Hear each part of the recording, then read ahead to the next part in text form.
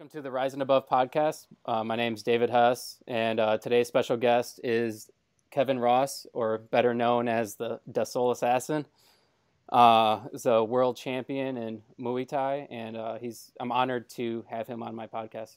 So, Kevin, my podcast is pretty much, I kind of told you a little bit about it. It's called Rise and Above, and it's about people telling their life stories to help others, maybe overcome some of the same scenarios. So, I guess without further ado, would you mind kind of sharing your life story a little bit? Just sum up 40 years for you real quick. Well, start off in your childhood and. So I was born in Reading, Pennsylvania. At the time, up until I was 8, I had what many would consider the picture perfect American dream life, mother and father, loving mother and father, brothers and sisters, good job. They had good jobs. We lived in nice homes, nice neighborhoods. Everything was great. Everything kind of just felt like that, like a dream. Well, I didn't know any different. But then I think about 8 years old is when my parents divorced, and we went from everything being perfect to just everything being destroyed and living in poverty and living on welfare and growing up and living in people's basements, being basically not homeless, but fortunately my mom had some friends that helped us out for the first few years, and just went from moving to place, school to school. I never really had any foundation. Anytime we would move to a new place, I knew it was only a matter of time before we'd be ripped away. I can't even count how many schools I went to or how many different places we lived over just up until I was about 13. When I was 12, 13, I think, is when I went back to live with my father, and he was in real estate, and he was always living in these giant houses while we were living in poverty, and I never really viewed him as like the problem. I was always kind of put the blame on my mother. Whereas now I can look back and think, why didn't you take care of us? We were living in basements and you were living in these giant houses by yourself. It doesn't really make much sense, but I was just, happy to be out of that situation where I was living in one room with 5 other people, and, that thinking the grass is greener on the other side was quickly realized that was not the case. And I thought once I moved in with my father, everything was going to be cool. But about 3 months later, ripped us outright again. That's when we moved to Vegas. That was summer of 95. So I grew up. I feel like I grew up in Vegas, even though I moved there when I was 14, 15. But that's really where I developed a lot, and a lot of bad seeds were planted there. But even though they had been my whole life, really, but being in that place at that time, it was like the perfect storm of just bad scenarios going on. So, I grew up partying and drinking and wasting my life away.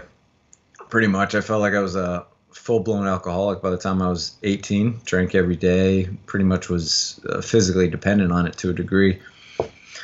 And I always had this, I wouldn't call it a dream of fighting. It was more like I was always very intrigued by boxers. I loved martial arts movies. I loved Bruce Lee, stuff like that. And it always piqued my interest. But I was a very shy person and non-confrontational, non-violent, very physically aggressive as far as like sports goes, but I was never violent in any way. I actually hated violence. It really bothered me a lot. But I was always really intrigued when I'd see people fight, especially in the ring. I just thought, what is that like to be in there with all these people watching you get in a fight? It's like blew my mind. And it always piqued my interest, and I thought maybe I'd give it a try one day, but never really put any serious thought into it. But then that summer we moved to Vegas in '95. I was watching ESPN at 2 o'clock in the morning, and a Muay Thai fight came on, and I'd never seen anything like it. I was blown away by watching these guys in the ring and do something so vicious and brutal and violent, but so pure and beautiful. I was just mesmerized by it, and I at that time I was like, if I ever do try to fight or train or anything like that, that's going to be it. That's what I'm going to do.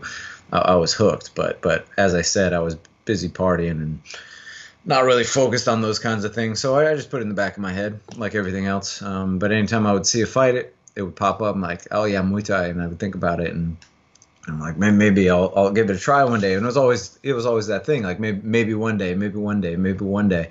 And the years go by, and the partying got worse, and events in my life got worse, friends dying and going to jail and all these kinds of things. And that was always like this knocking me in the back of the head, like, there's this thing you want to do and you're not doing it because you're too busy partying, you're too concerned with whether you can do it or not, letting fear dictate your life.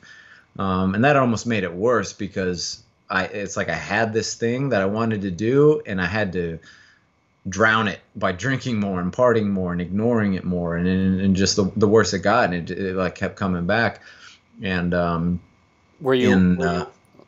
ahead. Were you worried at that time about losing some of the friends that you had? Well, I had lost friends, and that wasn't. It was more.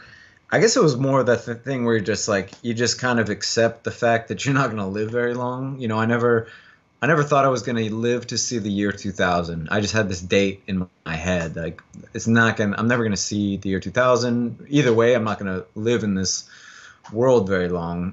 You didn't want to?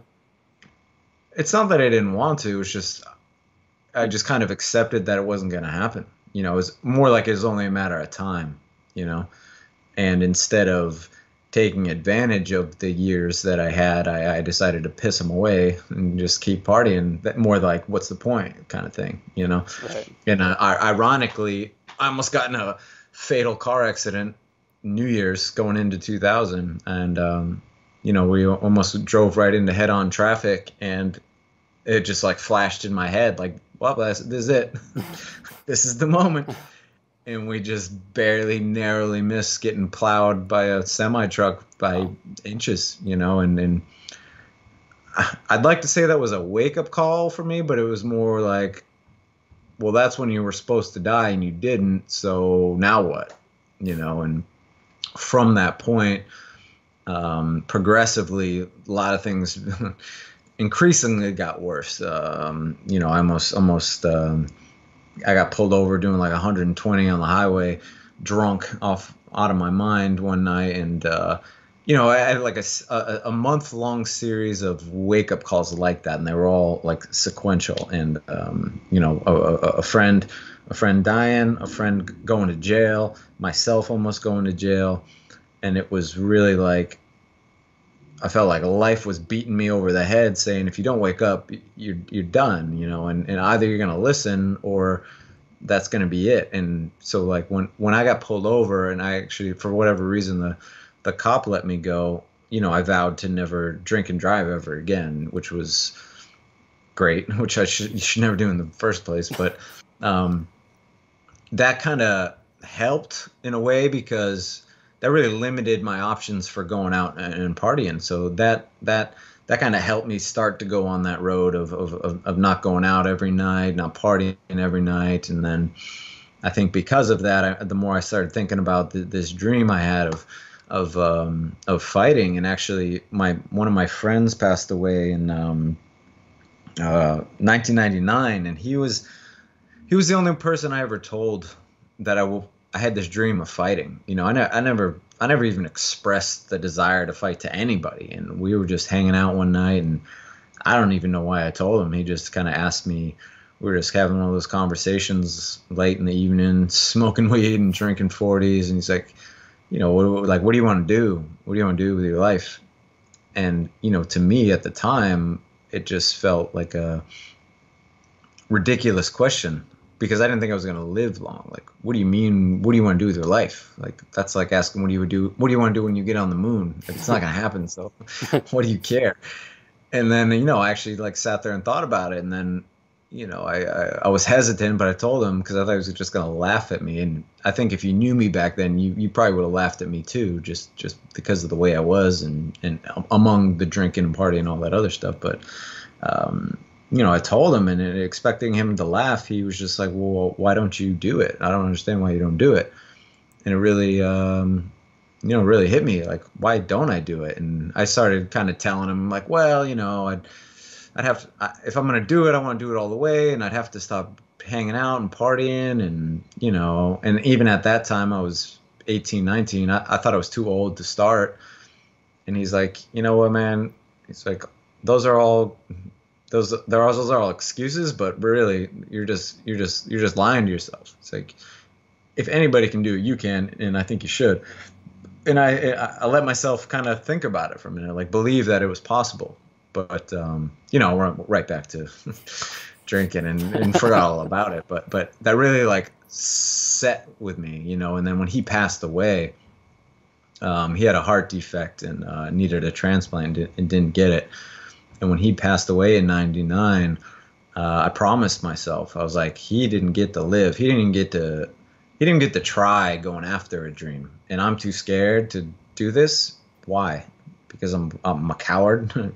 I have all the chances to do it. Even if I have all these reasons, it's just because I'm afraid to. I'm afraid to fail. I'm afraid to try. And I made myself a promise. I promised to him that I would go after this. But unfortunately, his death really sent myself and all of my friends even farther down this bad road we were already on. We were already on it, but that was just like throwing gasoline on the fire, and through that, things got really bad. But again, that series of events and that kind of month-long time that was going into what was that? 2001, and finally I just made up a decision. And so 2003 is when I started. So going into 2003. I was talking to my dad one night.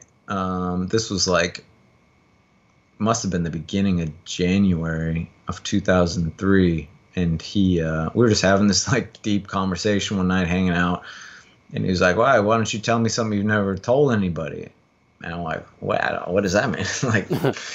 What, I killed somebody and I didn't tell anybody? I'm like, well, I don't even know what to say to that.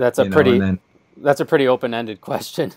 Yeah, I don't know where do you go with that, but that idea of wanting to fight was just, it was pressing into my brain, and I was trying to think of something else I could tell him, because I'm like, that's so stupid, it's so stupid, it's the dumbest thing ever, that's so dumb, why would you say that? But I just couldn't think of anything. Time's going by painfully slow, and I was like, well, I want to fight. And he's like, what? You want to fight? What do you mean you want to fight? In the ring? And I was like, yeah. I was like, I've always wanted to do this. And, I kind of told him about that and told him about how I promised my friend Mo, who passed away. I was like, I made a promise to him that I would do that. And it's been 2 years and all I've done is the opposite. I've been wasting my life and I just can't do that anymore. And, he made a deal with me. It's like, all right, if you quit drinking, I'll take care of your training. Because that was a big thing that was holding me back. I'm like, I can't afford classes. I can't afford training. I just can't. There's no way. Among every other reason, I didn't think I could do it. He's like, well, I can't do anything about all that other stuff. But if you promise to quit drinking and dedicate yourself to this, I'll take care of your training expenses. And I was drinking a 40 at the time. I was like, okay, cool, deal. And he was like, well, what about the drink that's in your hand? And I'm thinking, well, we could start tomorrow. We can start right now. I'm halfway through. You want me to? And then I think, I didn't even argue with him, because even then I kind of knew, it's like you can't put things off anymore. You gotta start now and do whatever you can right now to start going down that road. So poured out the 40 that was in my hand, and 2 days later I was in the gym, and that's where it all began. Wow, that's incredible. So the moment that you decided to kind of change your life, um, that I don't really know where to go with that. I'm sorry. No, Um, it was a progressive thing, because it's like one of those things, like how do you know, or when did it happen? But it was a series of events, a series of years. It was everything from the first day of learning about it, which was almost 10 years prior, and so over the years, yeah. you spent 10 years from the point where you found out about Muay Thai to when you actually started. Yeah, so yeah, it took me 10 years to actually do it. I mean, when I learned about it, I was like, "Oh yeah, this is dope. I want to do this." But just like most people, when they want to do something, they let every excuse in the world keep them from going after it. "Oh, I'm not going to make it. It costs too much. I'm too small. I'm too old. I'm too whatever it is. I was too everything to me." And then when I finally realized, one of my friends passed away, I was like, you're never gonna know unless you do it. You can sit here and debate with yourself and question everything and list all these reasons about why it's pointless, why you're never gonna achieve, but you're never gonna know unless you do it. Every single person that's ever achieved anything has had reasons not to, and excuses not to, and things that have held them back, especially things along the way. Once you decide, that's probably the easiest part. It only gets more difficult, but once you're kind of set on your path, that's the easy part, following through with it, and going through the work, and the endless work and pain and sacrifice and failure, and that's really where it gets difficult. So when you decided to, focus all your energy into doing martial arts, you obviously had to make a life choice to stop drinking and stop partying, hanging out. I'm assuming with some of the friends you were hanging out with, that kind of led you down that path. Hmm. What did those relationships look like afterwards? Well, that was one of my biggest fears, was losing all of my friends. These were people I'd spent almost the last decade with, going to school with, after school partying, just every day. I mean, it was my family basically, and I had such a big fear of losing them. And fortunately, none of them. I don't know. I don't know how many of them took me seriously, but none of them were like banished me because I wasn't hanging out anymore, or thought I was an idiot. They were just like, "Oh yeah, that's cool. I wish you were hanging out more, but you're not." So in that regard, they were very supportive of it. I think particularly once they really saw how dedicated I was to it, and that it was something I was doing. I'm sure most of them thought it was still just a kind of a temporary thing. Like eventually he's going to stop and realize this is kind of a hobby or something like that. So for me to still be doing this almost 20 years later is pretty crazy. But yeah, they were all cool, and very very supportive of that. You kind of sound like you're a all or nothing kind of person. Yeah, I am. So that goes for bad things and good things. I can tell.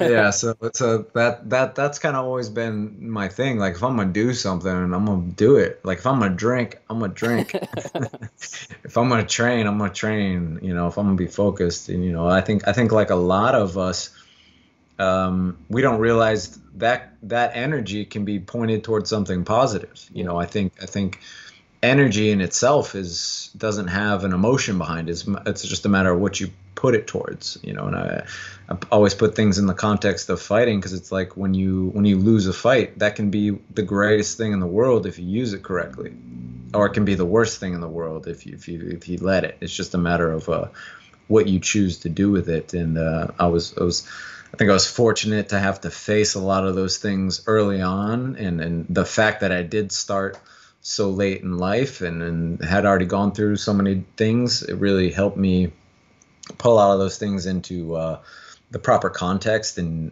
be able to use them as a benefit, as instead of a detriment. You know, I got destroyed my first fight, like not even funny how bad I got destroyed, but you know, it was I used it to catapult myself to where I am today, just that having that really bad first fight. And that was kind of that kind of set the tone for everything. Like once I had that loss, you know, I had a few moments afterwards, or maybe even a day of like, oh, this isn't for me. I thought it was, you know, everything, because everything up to that point, so it was 9 months from the time I started to my first fight.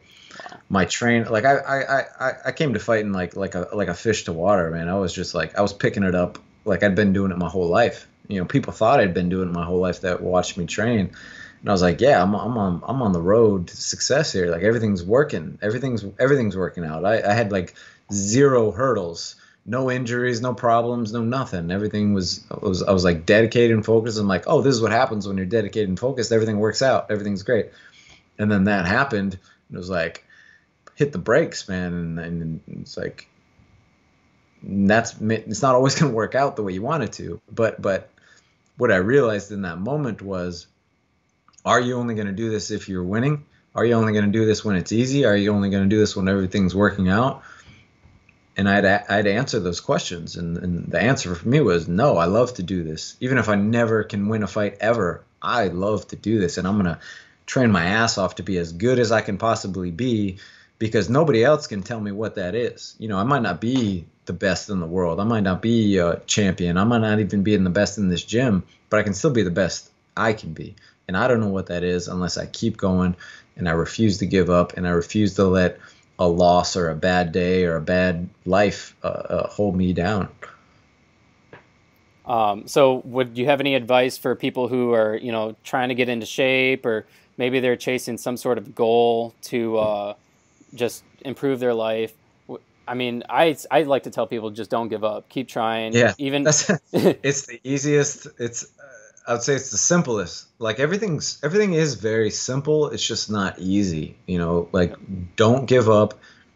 Continually keep your eyes focused on the goal and adjust. Make the adjustments. Put the work in. You know, failures in themselves are lessons in learning, and you're learning how not to do something.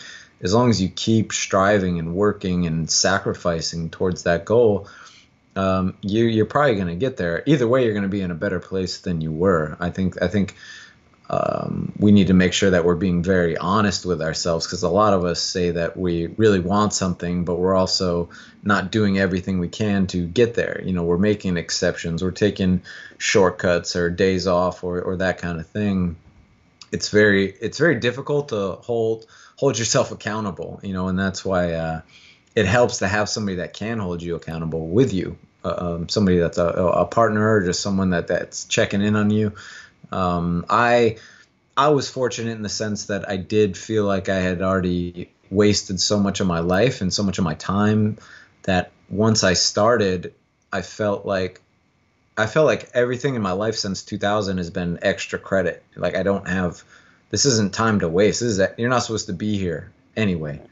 So it was, in that sense, it was pretty easy for me to say, this is helping or this is hurting, and I'm only going to do things that are going to help. It was never even a debate in my mind, like, oh, maybe I'll go out and hang out with the boys tonight. You know, it's Saturday. I trained really hard. It was, no, if it's either going to help me or it's going to hurt me, it's one or the other. Yeah. And so once you put it in those terms, it makes things really clear. I think the problem is we're just not honest with ourselves. I mean, most people know what they need to do to be successful, or at least they know they're doing things that are slowing them down. They just don't want to admit it, and they don't want to put the work in. And that's okay, but you got to be honest with yourself about what you really want. You can't just say you want it, but then when something comes up, you change your mind. Right. It's got to be. It really does have to be a life and death thing. Like, this is my life. I have to do this or I die. Right. Regardless of what it is, whether it's like going to school or, you know, whatever goal. Like I just ran a 50-mile race. Yeah, I know. It was the dumbest, like smartest decision I've ever done. Like I actually just lost another toenail from it today. Uh, But you know, like having to train for that run taught me a lot of diligence. I've never trained like that for anything. yeah. And having to wake up every day and, you know, go for those really long runs in preparation for that race, you know, kind of set the tone for my life Yeah. for that period of time. Hmm. So, yeah, Yeah, it's I really great motivational speaker Eric Thomas. He always puts he's like, "What's your why? Like, why are you doing this? And like, do you want it bad enough to lose some sleep? Do you want it bad enough not to hang out with your friends? Do you want it bad enough to skip a meal? Do you want it bad enough to give up your job, give up a girlfriend? That's only you can answer that. But the clearer that answer is to you, the easier it's going to be, because then you're not sitting there trying to figure out if you want to give this up for that, or if you want to sacrifice this, because really you're sacrificing for the unknown. You're sacrificing things that you might not get to that place, and that's on the individual. And I think the more you can ask yourself that question and the more clear the answer is, the more likely you are to at least limit the things that are holding you back. And I think with fighting makes things, for me at least, it makes things very, very easy, because someone's trying to hurt me and could possibly end my life if I'm not training accordingly. Like, they're trying to end me. And when you put it in those terms, it makes it pretty clear whether you want to go hang out with your friends on the weekend or whether you want to train. And I think if we would put things in that context, even if the outcome isn't as severe as life and death, it makes it a little bit easier to figure out what is helping you and what is hurting you. right. You said earlier that you just stopped drinking. You were at a point where you're just like, nope, I'm done with that, and I'm going to start training in Muay Thai. And you had said that you drank and you had shakes. You Hmm. would have to drink every single day because you had shakes. What was that like? I don't know. I think because I was so focused, it was just like, it's kind of like when you're training for a fight and dieting and doing all this stuff you don't want to do. It's not like, oh, this sucks. It's just, well, this is what I have to do to get there. It takes the emotion out of it. Not that makes it easier. It just takes the emotional, like dread and like, oh, this is painful. I'm like, yeah, it's painful. It's supposed to be painful. It's supposed to suck. Like, this suckiness is what gets you there. Strangely enough, that actually, for, I'd say, the beginning half of my career, I went through that just like anybody else does, waking up at 5, 6 in the morning, like, fuck, dude, like, this is awful. Like, I don't want to do this. I used to basically want to get through the training aspect so much that I could get to the fight. And then one day I just had this realization. I'm like, you're rushing, not rushing, but wanting to so badly to get to the fight. You're just trying to get through training as quickly as possible. Like, get the work in, get to the fun thing. I'm like, all of this is the fun thing. I'm like, that fight is 5 seconds Right. compared to, it's like 99% of our career is spent in training and spent out of the ring. That you're trying to skip over all that. Like, you got to Right. enjoy the suck. It's part of the process. Yeah. And like, once that shifted in my mind, it changed everything. It changed everything. I'm like, you need to learn to enjoy this, even the really difficult stuff, because this is all part of the process. Yep. And if that once you realize this is what's going to get you to where you want to go, you can learn to enjoy the most awful, agonizing, painful process there is, because you know where it's going to get you. And it becomes the opposite. It's like, the harder it is, like, the more I want to do it, because I know other people aren't willing to go through this sacrifice in order to have this. And I was like, I wish I would have done that from the beginning. But it's like, you don't want to fast forward through any parts of your life, even the really bad stuff, because looking back, you're gonna realize you missed out on so much. Right. Okay. Well, so moving forward, you're a motivational kind of figure, right? You I guess I try to be. I try to be. I understand that I didn't really have that coming up, and I know how powerful and impactful it is to have somebody in your life, and I've been fortunate to have people in my life like that. So I really do my best to, I guess, be open, honest, and transparent with all the ups and downs and of everything. And this sport quite literally saved my life, and I know how positive it has been, and I want to share that in any way that I can. And that has nothing to do with fighting, because I know that these lessons that I've learned and this knowledge that I've had translates to all aspects of life, not just ring sports. I would say everything in the ring translates to life. Yeah. Without question. It puts it almost under a magnifying glass. So, again, moving forward with your life, do you have any ambitions or aspirations to help, I don't know, be a motivational speaker or help kids or? Yeah, I mean that's probably one of the biggest things I would like, especially, helping the youth, and people with bad circumstances and situations. That is really what I would love most to do. As far as how I'm going to do that and what I'm going to do, I don't really know. This is all. I just try to stay on the path that I'm on and navigate it as I'm going, and take it where it goes. I never planned any of this out.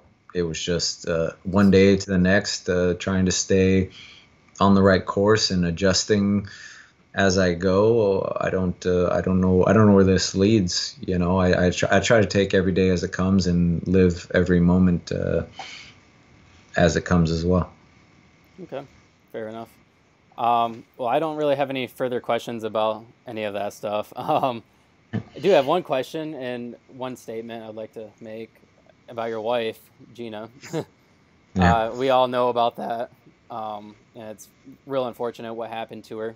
And I know you Yeah. probably don't want to talk about it too much, so I'm not going to ask too much about it. But Thanks. I'm sure you've heard a crap ton about it. I, for one, just wanted to, let you know that I support her, and I know a bunch of other people that do as well. So I appreciate it. yep, and yeah, I'm not gonna ask anything about it. All right. But better to leave it unsaid. yeah, Well, I appreciate that, man. yeah, and I appreciate you coming on. And I know it took 30 minutes of your time, but I don't know. My pleasure. It's my pleasure. I'm nervous as crap doing this. That's all right. That's all right. It's okay to be nervous. So yeah, it was a real honor to sit down and talk to you and have you come on. I'm going to send you an email because I want to send you a couple shirts and stuff. Okay, dope. So, all right, man. Well, thanks for coming on the Rise and Above podcast, and it's been great having you. Thank you. I appreciate it, man.